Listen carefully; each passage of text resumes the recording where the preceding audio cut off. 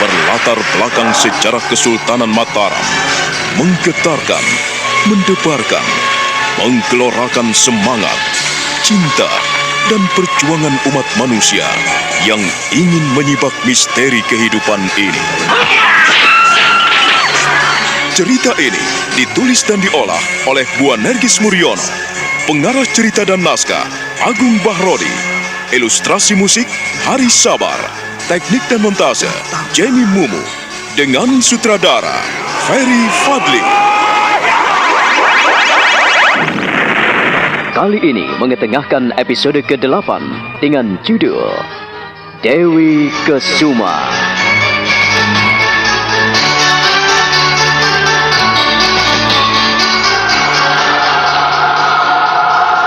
Haji Sukmo merasakan getaran-getaran aneh yang luar biasa.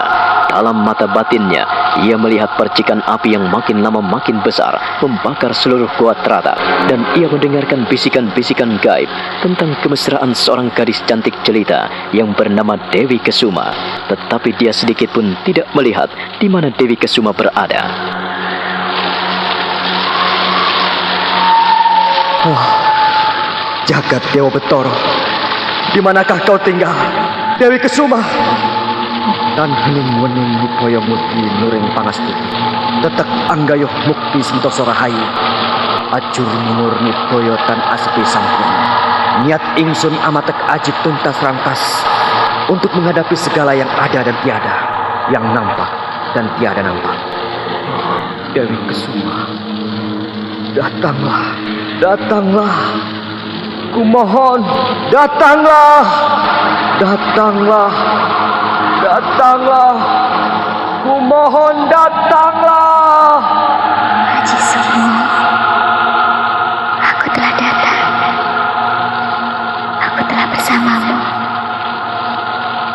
Oh, Haji Sukmo, kaulah suamiku. Mari menyongsong matahari.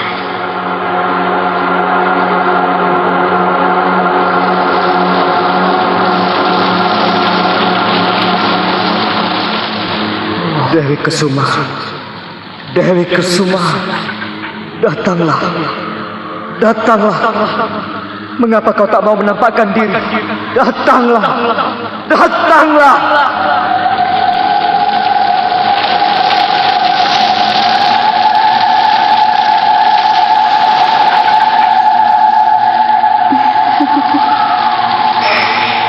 Kau memanggilku, Haji Sukmo? Kau memanggilku? Sudah sejak tadi aku di sini bersamamu, menunggumu, Haji Sukmo. Dewi Kesuma, kumohon berikanlah Sampur Jala Sutra untukku. Jika kau mengizinkan, berikanlah pusaka itu, supaya aku bisa pergi dari sini.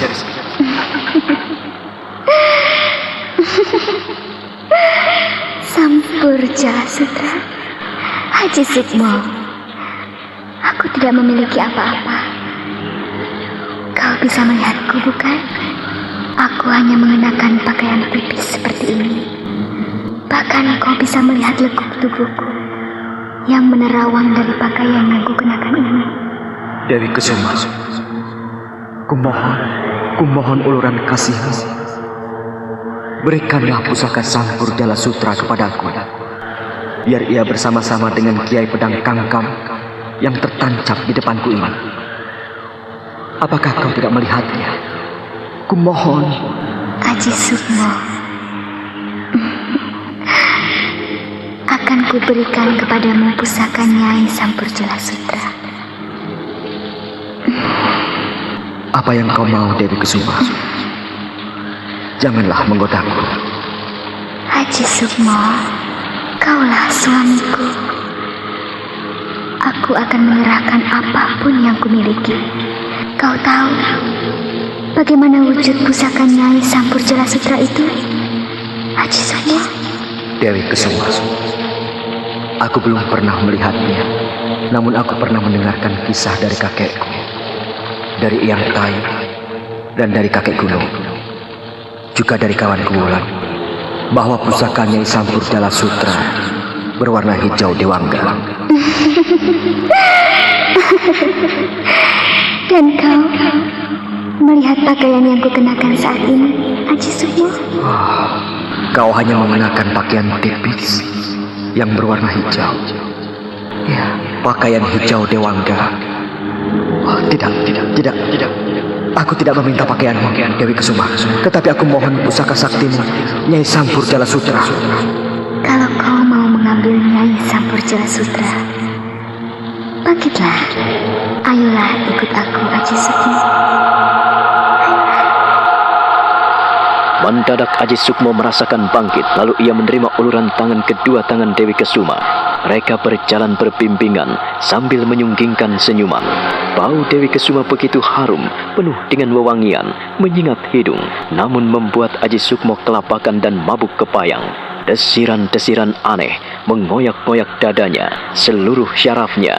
Cita rasa dan karsanya seakan lepas dan tak bisa dikendalikannya lagi. Ia berdiri, bangkit, dan melangkah bagaikan tanpa beban, berbimbingan dengan Dewi Kesuma. Kau mau mengajak aku kemana? Apa yang kau inginkan dariku? Ayolah, Haji Sukmo. Kita berjalan-jalan. Kau akan kuajak ke istanaku. Lihatlah hamparan taman bunga yang indah dan luas sekali. Semuanya bisa kau nikmati. Ayolah, temani aku. Dewi Kesuma, aku tak mengerti apa yang kau mau. Ayolah, kita bisa menikmati indahnya taman di istanaku. Ayo, Haji Sukmo, kita ke sana. Ayolah. Lepaskanlah. Kau terlalu erat memegang tanganku. Kau harus memegang tanganku. Aku tidak ingin kau lepaskan. Dewi Kesuma. Haji Sukmo.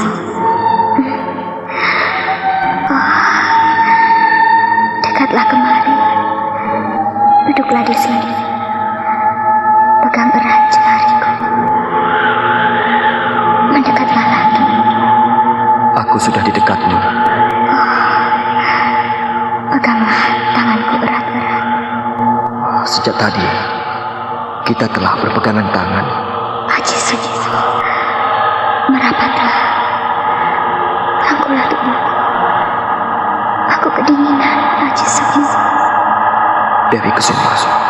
Haji Sukmo, peluklah aku. Dewi Kesuma, aku tidak salah dengar. Peluklah aku, Haji Sukmo. Cembuilah aku. Lekaslah, Haji Sukmo. Lekas, cembuilah aku. Dewi Kesuma, Lekas, cembuilah aku. tahukah apa artinya semua ini? Lihatlah, di sekeliling kita adalah kobaran api yang menyala-nyala. Aku tak mungkin mencumbuimu dalam keadaan seperti ini. Aku tak mungkin memeluk. Aku tak mungkin. Ya, Dewi Kesuma, tak mungkin. Peluklah aku. Cembuilah aku. Haji Sukmo. Rangkullah aku erat-erat. Ayo, cembui aku, Haji Sukmo. Lebih erat lagi. Jangan kau lepaskan. Aku tidak ingin lepas darimu. Peganglah aku. Peluklah tubuhku. Haji Sukmo. Dewi Kesuma. Ya. Kesuma. Aji Sukmo meronta-ronta. Ia terkejut sekali ketika ia sedang memeluk dan mencumbui Dewi Kesuma. Ternyata yang melilit tubuhnya adalah seekor ular hijau besar yang berkepala hijau bening. Ular besar itu melilitnya hingga ia tak berdaya. Tubuhnya terasa remuk. Otot-otot dan sendinya bahkan tulang belulangnya terasa hancur. Namun ia berusaha memegang kepala ular berkepala hijau bening itu. Ia mencekik leher ular hijau itu.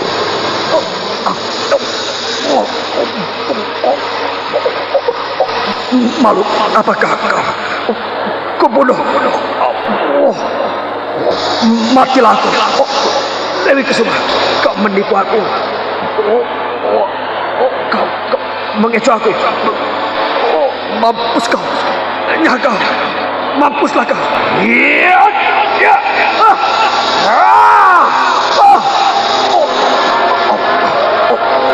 Mampuslah kau. Aji Sukmo benar-benar berjuang mati-matian. Ular hijau itu melilit tubuhnya semakin erat dan semakin ketat. Ia berusaha mencekik leher ular hijau berkepala bening itu. Leher ular berkepala hijau bening itu nampak makin melekat dalam cengkeramannya, dan lidah ular itu pun terjulur menjilat-jilat wajah Aji Sukmo. Liur dan lendir bercucuran dari mulut ular hijau. Baunya amis dan anyir memualkan perut. Bau bacin merajai seluruh penciuman Sukmo. Ia makin beringas menghadapi ular itu. Mampuslah kau, ular keparat.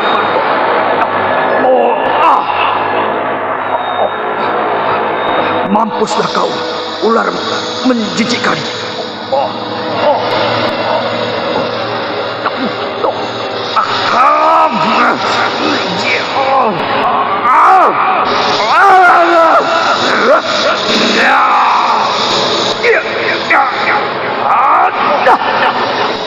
Aji Sukmo menggigit lidah sang ular dan membetotnya kuat-kuat. Namun lidah ular itu terasa liat, keras bagaikan baja. Giginya gemeretakan saat menggigit lidah ular. Liur ular yang bacin mengotori wajah dan seluruh tubuh Aji Sukmo. Dia tidak memperdulikan semuanya. Ia makin puas dan ganas. Ular besar hijau itu pun tak mau kalah. Ia membelit dan mengamuk luar biasa, seakan ingin menghancurkan Aji Sukmo. Keduanya berjuang untuk mempertahankan hidup. Sukmo terus membetot lidah ular. Sang ular makin lama makin lemas dan menggeliat-geliat tak berdaya. Ular itu kemudian makin menipis. Dan saat itulah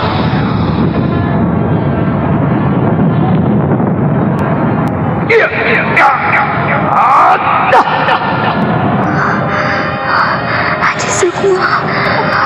Aji Sukmo. Aji Sukmo.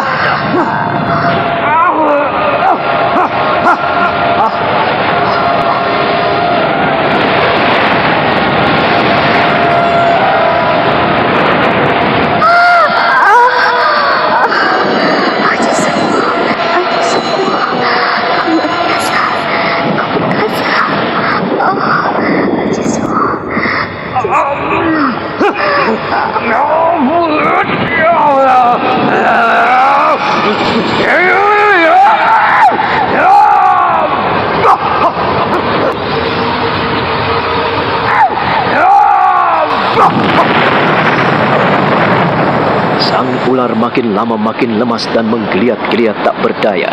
Lidahnya yang bercabang itu telah dibetot oleh Aji Sukmo dengan giginya. Lidah itu digigitnya kuat-kuat. Makin lama Aji Sukmo makin kesetanan. Sekuat tenaga ia gigit lidah ular itu dan ia betot kuat-kuat, dan ular itu pun makin lama makin kehilangan tenaga. Ular itu makin menipis, dan saat itulah suara guruh makin menderu-deru. Ular hijau itu berubah menjadi selendang maya.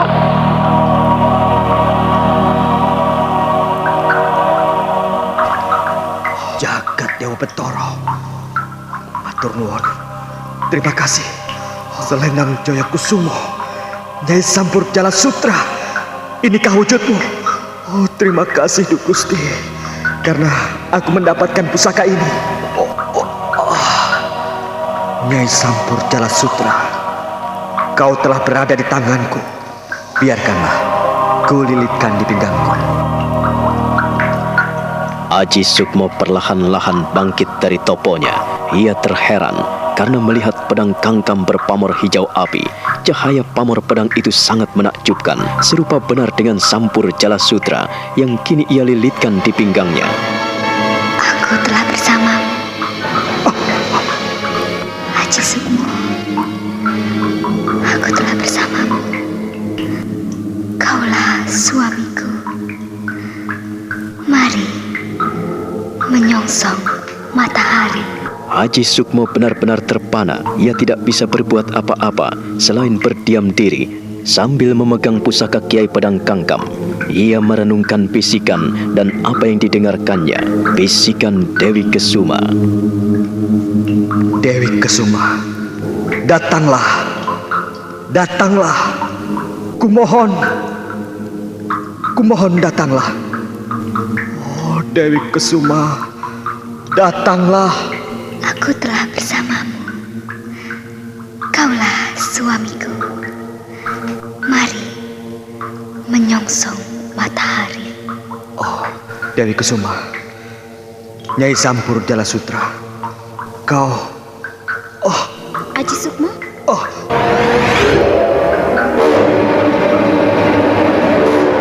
Aji Sukmo, ini aku. Aku membawa setanggi makanan dan minuman. Aku tahu kau pasti lapar. Beberapa lama kau duduk di sini. Aji Sukmo, lihatlah. Kubawakan makanan yang lezat. Makanan yang kumasak dengan tanganku sendiri. Makanlah Aji Sukmo. Aku membuat bubur lunak agar perutmu tidak kaget setelah bersemadi di sini. Kau Siri? Iya, ini aku Siri. Ku minta kau sarungkan kembali pedangmu dan mari kusuapi. Kusuapi dengan bubur lunak ini. Bubur lunak ini kubuat dari tepung, kucampur dengan kacang hijau, lalu kukasih madu dan air aren. Ayolah, sarungkan dulu pusakamu, lalu makanlah. Siri, Dewi Kusuma, Nyai Sampur Jala Sutra. Mudah-mudahan ia tidak tahu apa yang kulakukan di sini. Ayolah Aji Sukmo, sarungkan pusakamu. Sarungkanlah dan kau nikmati masakanku ini. Aku minta, menyingkirlah sebentar. Dan jangan kau lihat aku, Siri. Kenapa Sukmo? Kenapa? Aku selalu menengokmu. Aku selalu menengokmu saat kau bersemadi di sini. Aku selalu mengelap keringatmu yang selalu bercucuran dari seluruh tubuhmu. Terima kasih atas pengorbananmu. Terima kasih atas perhatianmu, Siri. Tapi kali ini kumohon, berpalinglah dan berbaliklah. Jangan kau lihat aku. Aku akan menyarungkan pusakaku.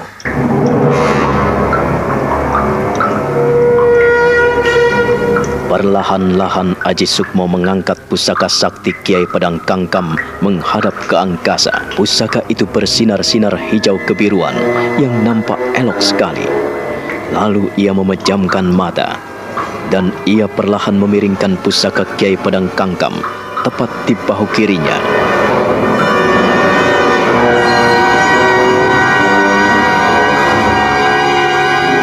Kiai Pedang Kangkam, kumohon, bersaranglah di ruang kamu ini.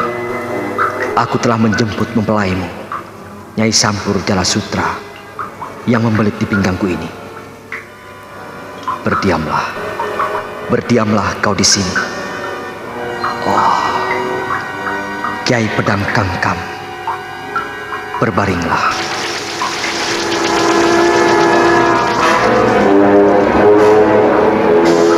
Aji Sukmo kemudian meletakkan pusaka Kiai Pedang Kangkam tepat di bahunya dan lurus di tangan kirinya. Pada saat itu pula, pusaka Kiai Pedang Kangkam lenyap merasuk dalam tubuhnya, tepat di tangan kirinya. Jagat Dewa Betara, matur nuwun Gusti. Siri, kemarilah. Sudah kau sarungkan? Di mana? Di mana kau sarungkan pusaka itu, Aji Sukmo? Kulihat tadi kau membawa pusaka sakti, membawa pedang Kangkam. Kau taruh di mana, Sukmo? Aku telah membuangnya. Aku telah melemparkannya ke angkasa. Sudahlah, jangan kau pikirkan pusaka itu. Aku ingin menikmati masakan yang kau masak dengan kedua tanganmu. Tapi Sukmo, benarkah pusaka itu kau buang? Sayang Sukmo, aku melihat pusaka itu indah sekali. Hijau menyejukkan mata. Mengapa kau buang, Aji Sukmo? Aku tidak membuangnya, tetapi aku simpan di langit supaya aku tidak sembarangan menggunakannya. Sukmo. Siri, boleh ku nikmati makananmu? Iya. Aku justru aku akan menyuapimu kalau kau tidak keberatan. Benarkah? Iya Aji Sukmo. Aku akan menyuapimu. Kau pasti lapar sekali.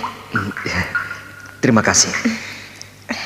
Makanlah, akan kusuruh dan kusuapkan ke mulutmu.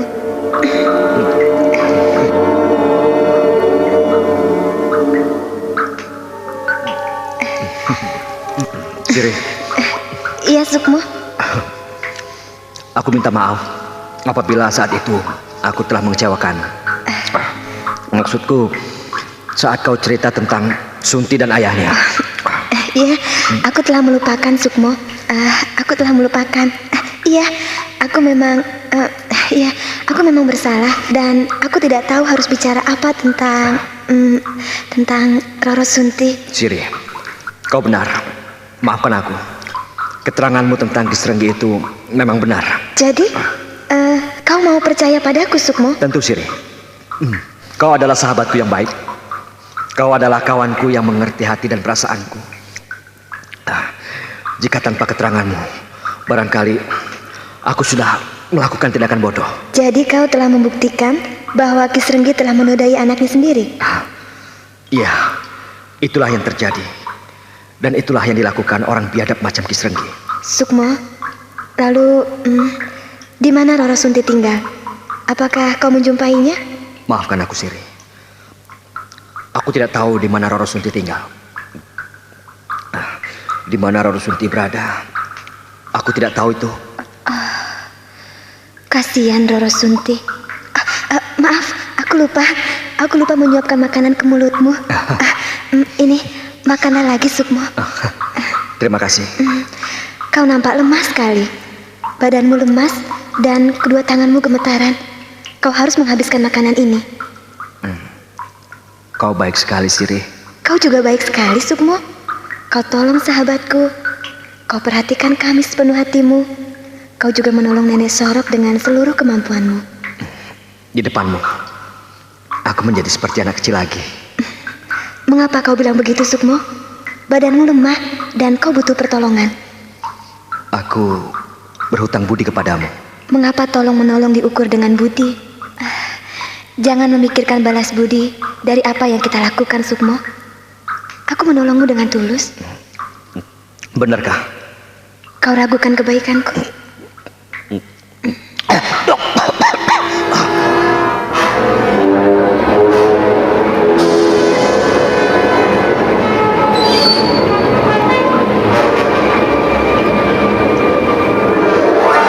Ketika Aji Sukmo hendak menelan makanan yang disuapkan Sunti ke mulutnya, mendadak ia tersedak dan terganjal di tenggorokannya.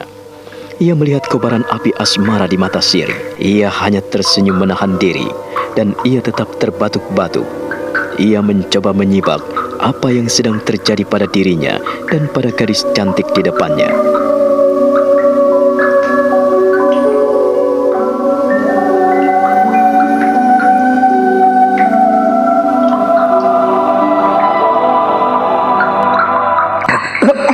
Minumlah ini, Sukmo.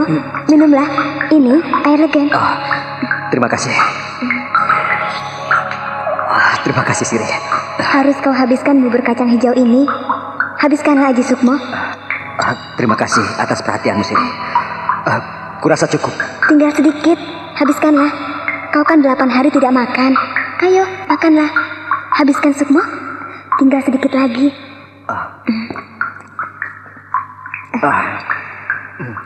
Terima kasih atas perhatianmu, Siri. Aku terharu sekali apabila kau senantiasa merawatku selama aku bersama di sini. Oh ya, bagaimana keadaan Roro Semi? Apakah ia sudah sembuh? Aku tidak tahu, Sukmo. Sudah beberapa hari ini ia belum pulang dari kota raja. Ia pergi bersama ayah dan ibunya. Ke Mataram maksudmu? Iya, beberapa hari yang lalu Semi dibawa ke Mataram. Katanya ia akan dibawa kepada seorang tabib agar ia tidak selalu sakit dan tidak mudah kaget. Maaf, syukurlah kalau begitu. Mudah-mudahan saja Semi cepat sembuh. Iya, dia sudah sembuh sebetulnya, Sukmo. Tapi orang tuanya khawatir apabila penyakitnya itu kumat. Roro Semi bila kaget, ia pasti sakit. Artinya, kau sekarang ini tak ada teman bermain. Iya, aku selalu sendiri. Ya, Roro Sunti tidak ada, Roro Semi tidak ada. Hanya mereka lah kawan-kawanku yang paling akrab. Tetapi mereka telah pergi satu persatu. Siri, mungkin aku tak bisa berlama-lama di sini. Aku harus pergi. Siri, mengapa kau memandangi aku seperti itu? Haruskah aku mengulangi pernyataanku? Aku akan pergi dari sini. Sukmo, kau akan meninggalkan teratak ini dan tidak pernah kembali ke sini? Iya, Aku harus pergi dari sini, Siri. Dan kau melupakan orang-orang di teratak ini? Sama sekali tidak, Siri. Aku tidak akan melupakan orang-orang di sini yang telah berbaik hati kepadaku, yang telah mengizinkan aku tinggal di sini dengan damai dan tentram. Dan aku juga tidak akan pernah melupakan temanku yang baik, sahabatku yang setia, Siri. Siri, ada apa denganmu? Tidak ada apa-apa, Sukmo. Kalau tidak ada apa-apa, mengapa kau memalingkan wajah dariku dan kau membelakangi aku? Apakah kau sudah tidak mau bersahabat denganku lagi? Tidak, bukan itu. Tapi kaulah yang tidak mau bersahabat denganku, Sukmo. Mengapa kau bilang seperti itu, Siri? Kenapa? Karena kau akan meninggalkan kami. Kau akan meninggalkan aku sendiri. Siri, seorang sahabat adalah satu hati dan batinnya. Seorang sahabat yang sejati, dia tidak akan pernah melupakan sahabatnya. Sekalipun nanti aku pergi, hatiku akan tinggal di sini. Dan jika kita akan bisa bersama-sama dan bermain bersama, itu pun menjadi suatu angan dan hayalanku. Tapi kau harus tahu, Siri, aku harus mencari Roro Sunti. Roro Sunti. Siri, ada apa denganmu? Kau nampak murung dan sedih sekali. Izinkanlah aku pergi. Aji Sukmo, andaikan kau tahu isi hatiku, andaikan Roro Sunti tidak merebut hatimu. Siri, aku harus pergi sekarang juga. Sukmo, kau jangan pergi. Kenapa, Siri? Aku harus meninggalkan tempat ini, dan aku harus mencari Roro Sunti. Bukankah ia membutuhkan pertolonganku? Pertama, kau masih lemah setelah berhari-hari puasa di sini. Kau harus memulihkan kekuatanmu. Kedua, aku yakin ia telah mendapatkan bantuan dari Dewi Maut. Karena Dewi Mautlah yang melepaskan dirinya dari kungkungan ayahnya. Siri, setelah aku makan buburmu, aku menjadi kuat kembali. Ya, aku telah pulih. Badanku terasa lebih segar. Dan, Siri, aku harus pergi. Maafkan aku. Sukmo, kutahan pun percuma. Tetapi kumohon, sudikah kau mampir ke rumahku? Istirahatlah barang sejenak. Sebab aku tahu, Sukmo, badanmu masih lemas karena kau berpuasa selama 7 hari 7 malam. Kau harus menyegarkan tubuhmu. Kau harus kembalikan kesehatanmu dulu. Baru setelah itu, kau bisa meninggalkan aku. Bagaimana, Sukmo? Masih banyak yang harus kulakukan, Siri. Maaf, aku tak bisa memenuhi undanganmu. Sekeras batu karang hatimu, Aji Sukmo. Seharusnya kau mau mendengarkan aku. Sekali lagi, aku minta maaf, Siri. Bukan maksudku menolak undanganmu yang sangat menyentuh hatiku. Tetapi kau juga tahu betapa ingin aku menolong Roro Sunti. Aku harus tahu keadaannya secara pasti. Sukmo, jadi kau benar-benar akan pergi? Iya, Siri. Terima kasih atas perhatianmu selama aku ada di sini. Terima kasih, Siri. Sukmo, kalau kau pergi, jangan lupakan aku ya. Aku tidak akan pernah melupakanmu, Siri. Sampai aku mati, barangkali aku tak akan melupakanmu. Aji Sukmo, apabila kau tidak menemukan Roro Sunti, aku akan menanti kedatanganmu. Kau mau? Siri, doakanlah aku bisa menemukan Roro Sunti. Bagaimanapun juga, bukankah ia sahabat kita? Terima kasih atas perhatianmu. Aku harus pergi, Siri. Sukmo, kau pergi.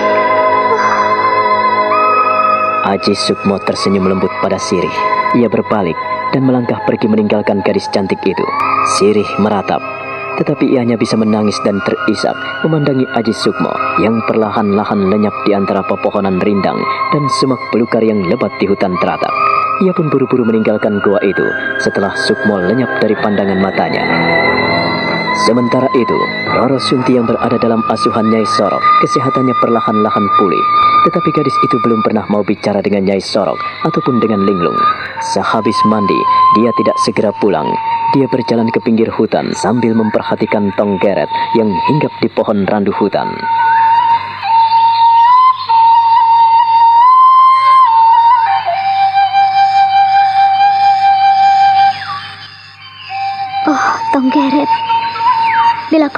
hatiku?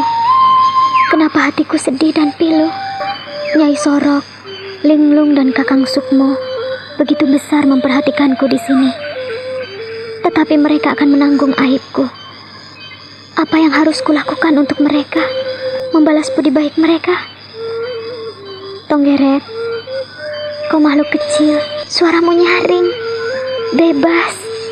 Oh, kau bebas melakukan apa saja di hutan Alas Dowo ini.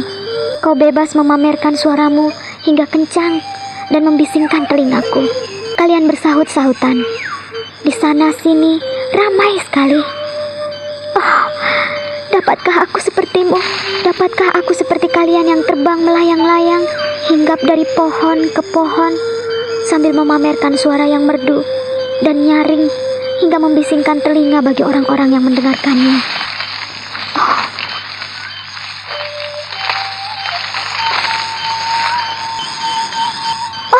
Tonggeret, Tonggeret, kau kecil sekali, sebesar kelingkingku, tapi suaramu begitu nyaring, Tonggeret, hingga aku mendengarnya, hingga semua orang harus mendengarkan suaramu.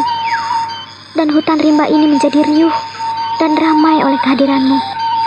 Tapi aku yang lebih mulia darimu.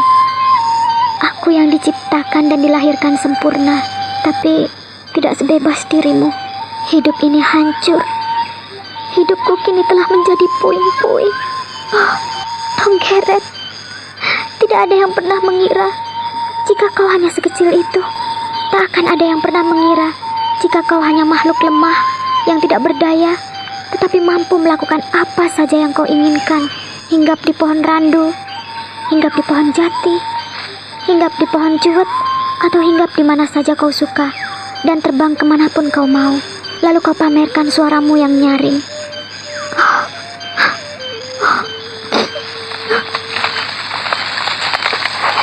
Roro Sunti. Roro Sunti. Ini aku, Roro Sunti. Kakang Sukmo, kau telah datang. Wajahmu bersinar-sinar. Kau nampak agung di mataku. Roro Sunti. Roro Sunti. Roro Sunti. Ada apa? Kenapa kau tiba-tiba menangis? Aku mendengarkan suaramu.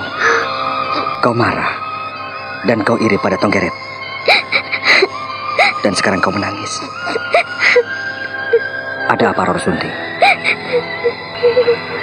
Roro Sunti.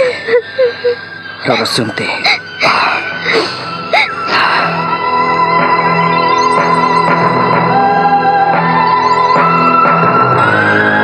Haji Sukmo tidak mampu menahan diri lagi. Dia rengkuh gadisnya, dia peluk erat-erat, dia ingin merasakan kehangatan dan ingin memberikan perlindungan pada gadis itu, pada Roro Sunti yang kini sedang merana dan dilanda duka akibat kebiadaban ayahnya. Haji Sukmo lalu berbisik di telinga kekasih hatinya.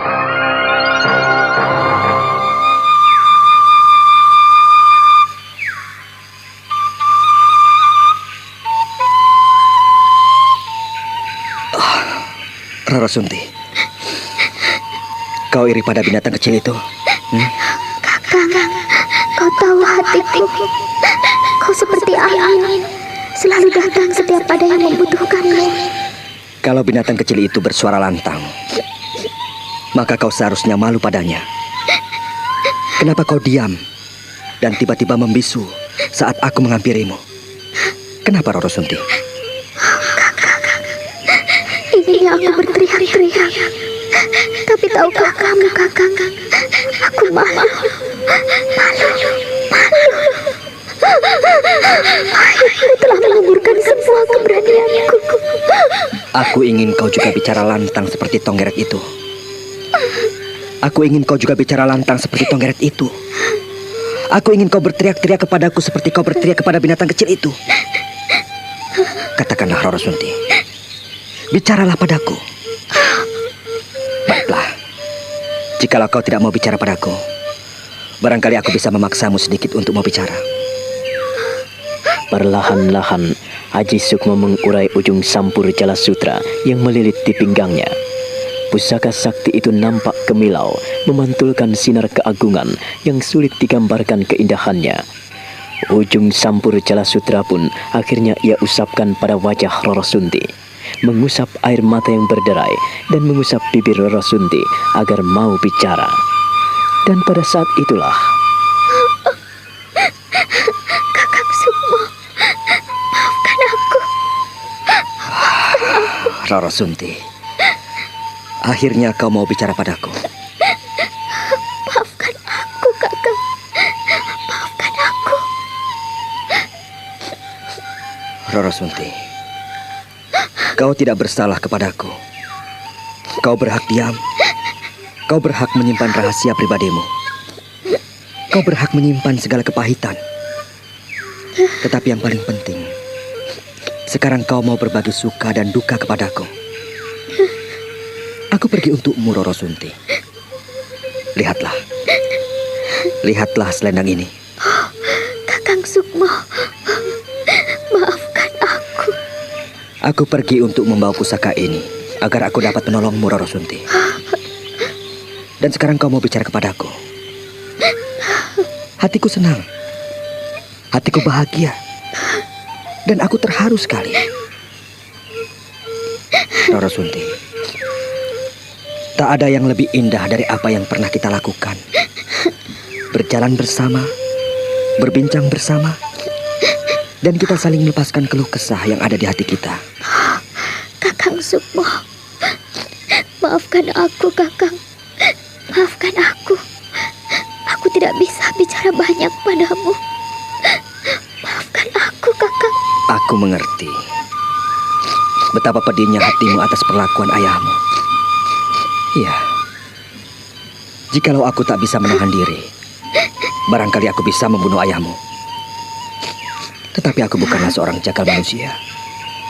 Aku masih menaruh belas kasihan pada orang tuamu, seperti aku mengasihimu. Demikian pula aku mengasihi ayahmu. Ayahmu harus bisa kembali ke jalan yang benar. Tetapi aku tidak tahu apakah aku mampu melakukannya. Kakang Sukmo, apakah aku layak mendapat belas kasihmu, Kakang? Aku tahu siapa diriku. Kakang Sukmo. Roro Sunti, janganlah bicara seperti itu. Aku mengerti. Aku mengerti siapa dirimu, Roro Sunti. Hanya satu yang kuminta. Janganlah kau bersedih. Jika kau sedih seperti ini, lalu bagaimana aku bisa menghiburmu? Dengan apa aku bisa menyenangkanmu, Roro Sunti? Kakang, aku telah merepotkanmu. Aku menyusahkan Nyai Sorong, menyusahkan Linglung.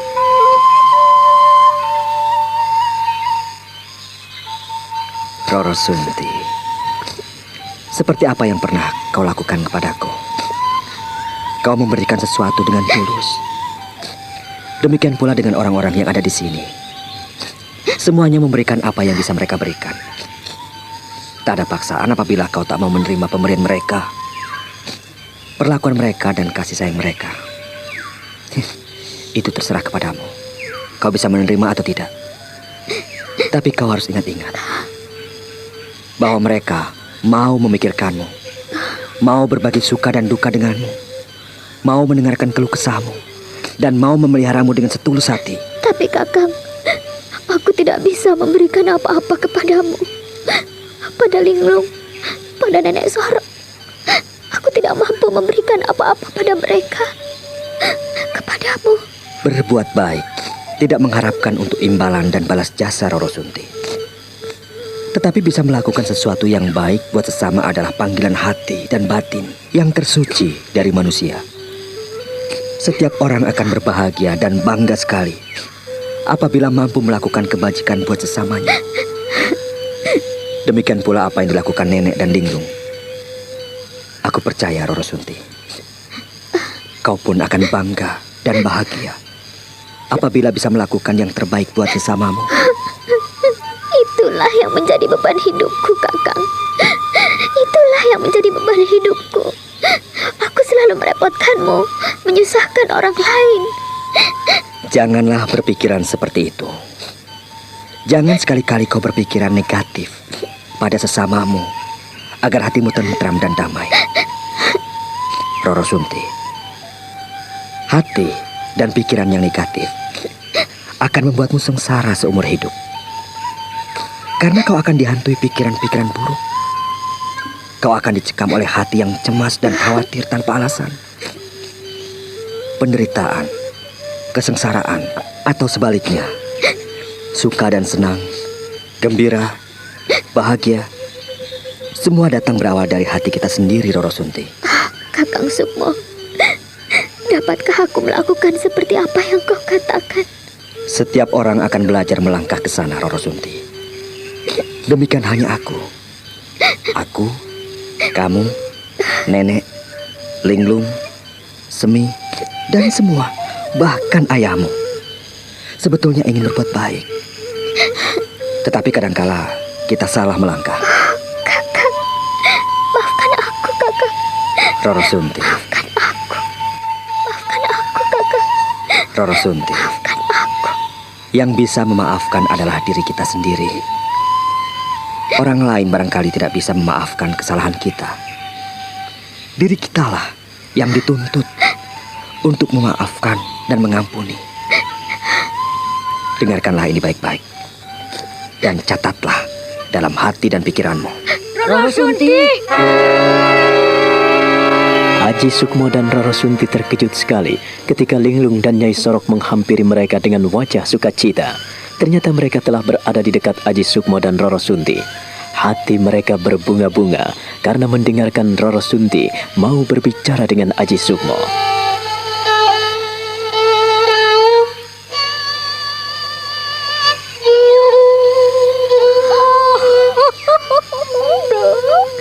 Kau mau bicara?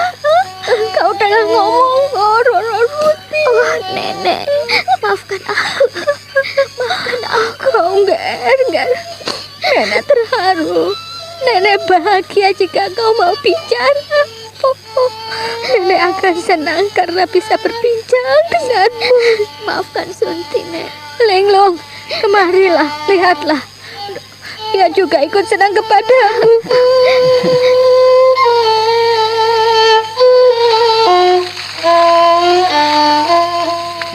Linglung, Roro Sunti, kau mau bicara ya? Linglung, maafkan aku, Linglung. Maafkan aku. Roro Sunti, lama sekali kami ingin mendengarkan suaramu. Iya, kami senang dan bahagia sekali ketika mendengar kau berbincang-bincang dengan Sukmo. Iya, Roro. Linglung, maafkan aku. Syukurlah, Nuk. Sudahlah, tak ada yang perlu dimaafkan. Sekarang tinggal bagaimana kita saling memperhatikan dan saling membantu. Ger Sukmo, bagaimana Ger? Kau juga telah pulang. Nenek telah melihat hasilnya. Nenek telah tahu bagaimana sang mempelai pasangan sejati Kiai Pedang Kangkam menolong cucumu Roro Sunti. Ger, kau telah berhasil. Kau telah berhasil, Sukmo. Iya, Nek. Berhasil. Ya, semua berkat restu nenek. Iya. Semua berkat perjuangan nenek. Terima kasih, Nek. Terima kasih. Saya berhasil karena nenek. Sukmo, Ger. Iya. Neneklah yang mendorongku, yang memeliharaku, dan yang menolongku. Jika tak ada nenek, tentu aku telah mati. Ger. Kau sudah berhasil, Mo? Sudah? Linglung, terima kasih padamu, Lung. Kau juga turut andil dalam perjuanganku untuk meraih cita-citaku. Mo, kalau kamu sudah berhasil, jangan lupa padaku, Mo. Ya, Mo, ya, Mo, ya.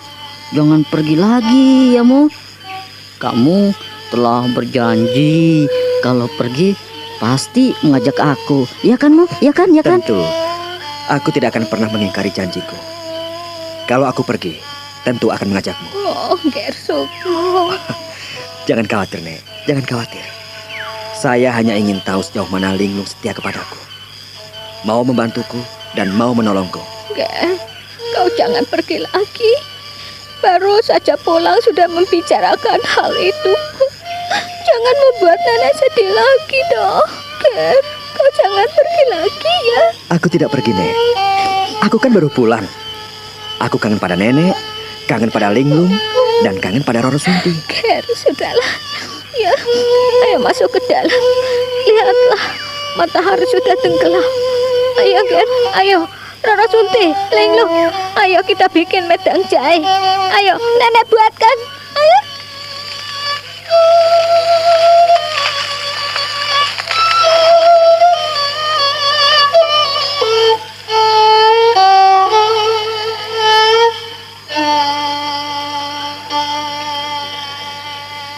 Nyai Sorok merangkul Sukmo dan Roro Sunti, dan mereka pun kembali menuju ke dalam gubuk. Nyai Sorok kembali sibuk. Ia menuju ke dapur dan menyiapkan minuman untuk anak-anak asuhnya. Linglung nampak sukacita sekali. Berkali-kali ia tersenyum sambil menggeleng-gelengkan kepala.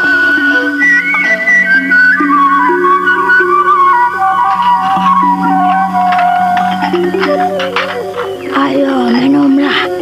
Pada petang ini kita harus merayakan kehadiran Aji Sukmo dan kesembuhan cucuku Roro Sunti. Iya, Nek. Iya. Aku juga senang, Nek. Terima kasih, Nek. Nenek selalu membuat kami bahagia. Kehadiran kalian di depan nenek selalu membuat bahagia. Untuk itu, sudah sepantasnya apabila kita mengucapkan syukur kehadirat Yang Maha Kuasa, sekalipun dengan hanya minum air jahe. Karena inilah yang nenek miliki, yang nenek punyai. Ayo, Linglung, Sukmo, Sunti, ayo diminum, minumlah. Kita minum bersama. Wajah mereka nampak bahagia sekali karena Roro Sunti, Sukmo, Linglung mau menanggapi apa yang diinginkan Nyai Sorok. Mereka benar-benar bahagia. Mereka bercengkrama dan berbincang. Roro Sunti tidak banyak bicara, sementara Sukmo berkisah tentang petualangannya di Gua Tratak untuk mendapatkan Nyai Sampur Jala Sutra. Linglung dan Nyai Sorok menjadi pendengar setia. Sementara orang-orang Kisrenggi yang disuruh mencari para penculik Roro Sunti kini telah sampai di suatu tempat.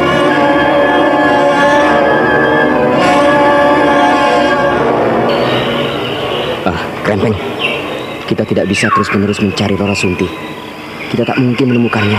Aku juga tidak tahu, Kakang, apakah kita berhasil atau tidak. Tapi kita mendapatkan tugas ini. Harus kita lakukan sebaik-baiknya. Kita tidak boleh kembali tanpa membawa hasil, Kakang. Alah, kita tidak perlu memikirkan si Serenggi. Tak perlu kita pikirkan pusing-pusing. Daripada kita mampus, lebih baik kita kembali saja. Hari mulai malam, Kakang. Kita harus mencari penginapan. Aku tidak mau menginap di rumah orang-orang desa. Lebih baik kita tidur di akar pohon atau di sela-sela pohon. Di pangkal pohon lebih hangat. Di sini masih banyak binatang buas, Kakang.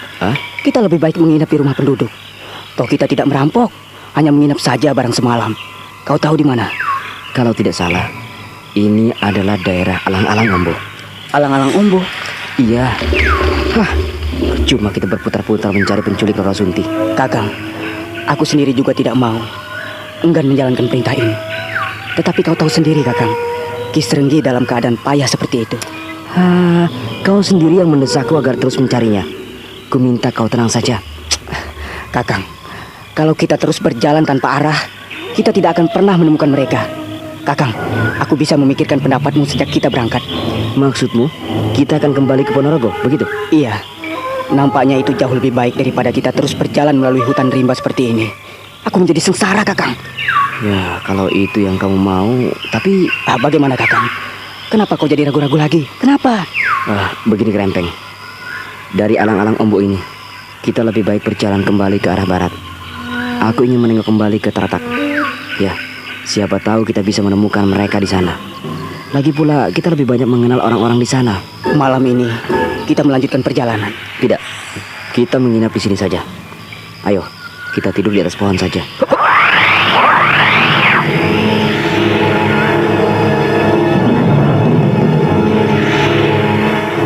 Rempeng dan Sanggul melompat ke atas pohon. Mereka pun duduk di atas dahan dan menyandarkan di antara batang-batang pohon.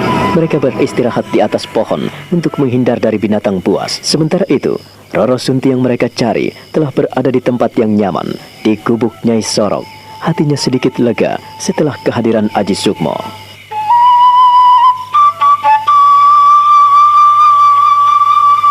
Roro Sunti, setelah aku pergi, apa kau ada masalah? Tidak, Kakang. Saya ingin menyenangkan hati Nenek Sorok dan Linglung. Sekalipun saya tidak mau bicara dengan mereka. Tapi saya merasa bersalah dan berdosa apabila menyusahkan mereka terus. Roro Sunti, kau mau menjadi istriku? Kakang, apakah aku tidak salah dengar? Iya, tidak salah dengar. Aku hanya ingin bertanya, bagaimana seandainya suatu ketika kau jadi istriku? Kau mau? Kakang, aku tidak bisa memberikan jawaban padamu. Kenapa Roro Sunti? Kau takut? Tidak, Kakang. Ya, tentu saja kau ragu-ragu menerima lamaranku.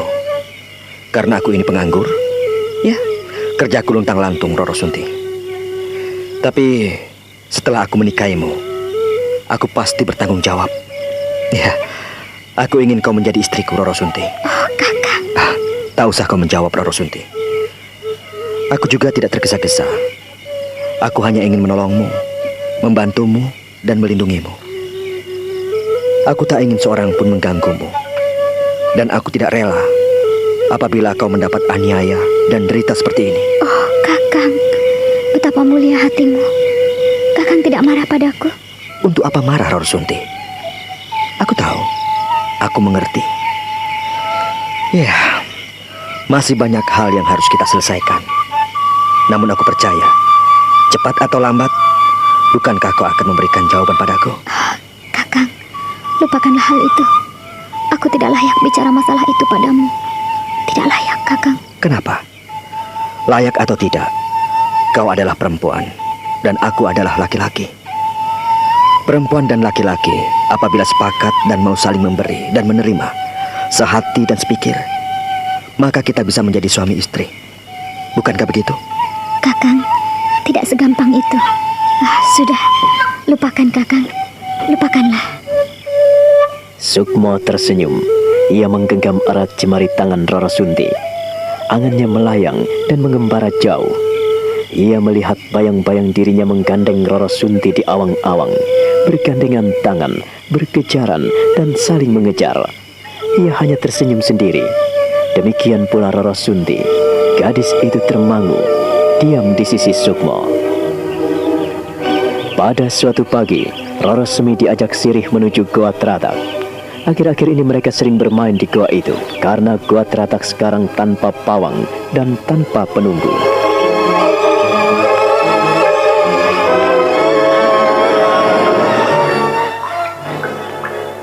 Jadi, Sukmo 7 hari 7 malam duduk di sini, Sirih? Iya, Semi. Ia tidak mau mampir di rumahku, juga tidak mau kuajak bermain di rumahmu. Loh, kok nampak sedih sekali? Apakah ia tidak bilang kemana ia pergi? Ia meninggalkanmu begitu saja? Iya, Semi. Sukmo ingin menolong Roro Sunti.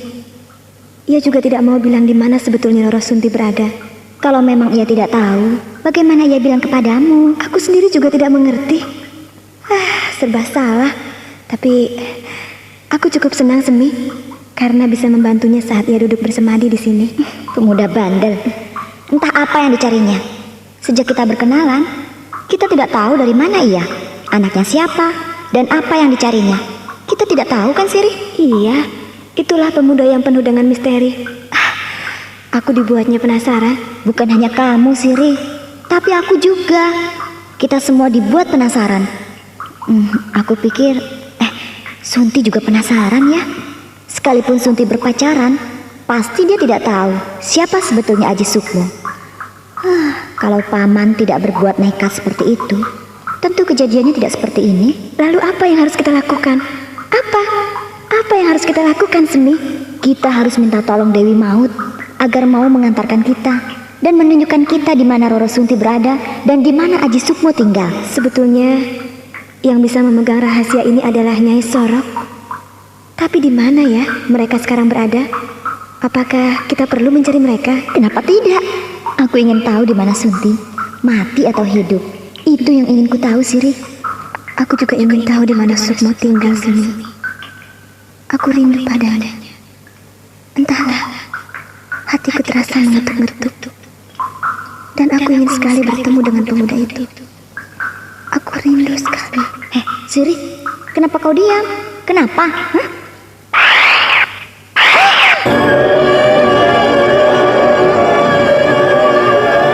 Sirih dan Roro Semi terkejut sekali ketika dua orang melompat di dekat mereka. Mereka tidak asing dengan kedua orang yang melompat menghampiri mereka itu. Kalian? Bukankah kalian pengikut Paman Serenggi? Iya. Kenapa kalian kesini? Untuk apa?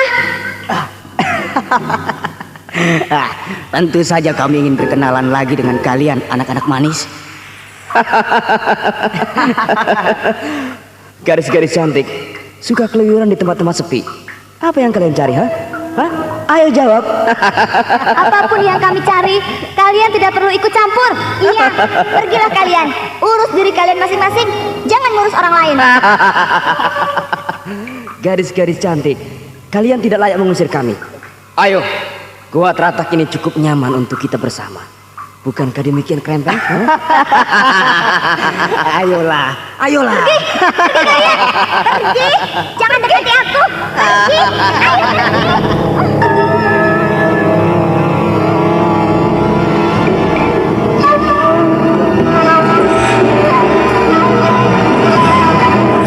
Krempeng dan Sanggul terus mendesak, tak peduli pada Roro Semi dan Sirih yang berjalan mundur menghindari mereka. Namun kedua penjahat itu makin mendesak Roro Semi dan Sirih yang tidak berkutik.